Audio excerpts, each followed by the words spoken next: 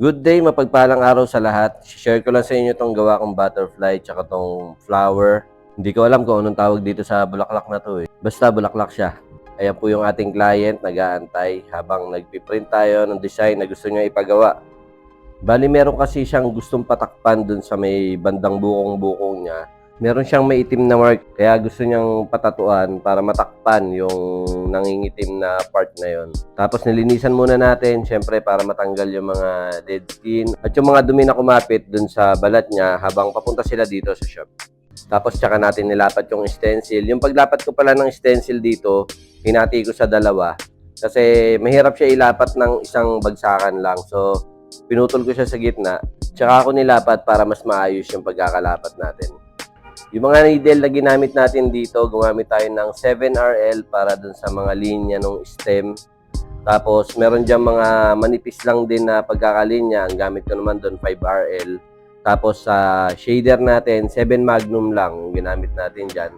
At saka, 11RS naman pagdating dun sa may detail ng butterfly.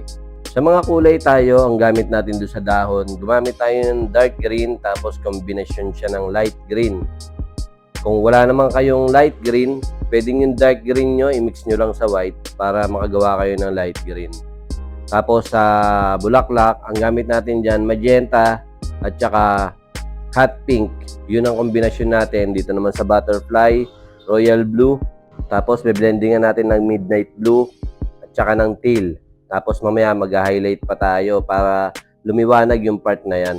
Doon sa bandang may pinatakpan si client, ang ginamit natin na kulay doon, royal blue at saka midnight blue kasi kailangan matakpan natin yung nangingitim na part na yon. So, hindi natin matatakpan yun kung light color yung ikukulay natin, medyo parang dudumi tignan.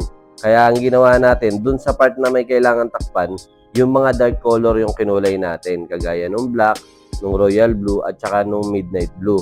So, dun sa part na medyo malinis na yung balat, wala nang kailangang tabunan o takpan, doon ako nagpasok ng light color kagaya ng teal at saka ng white para syempre maging maliwanag din yung itsura nung loob nung butterfly na gagawin natin. Kasi kung puro dark, medyo parang mawawalan ng ng buhay. Kaya kailangan mag-highlight pa rin tayo at saka maglagay tayo ng mga maliliwanag na kulay para maganda yung magiging transition ng bawat kulay na ina-apply natin dun sa ginagawa natin. At yun lang, maraming salamat sa panonood. Ako po si Nads Galarpe ng Marikina City at ito po ang aking tattoo tutorial video.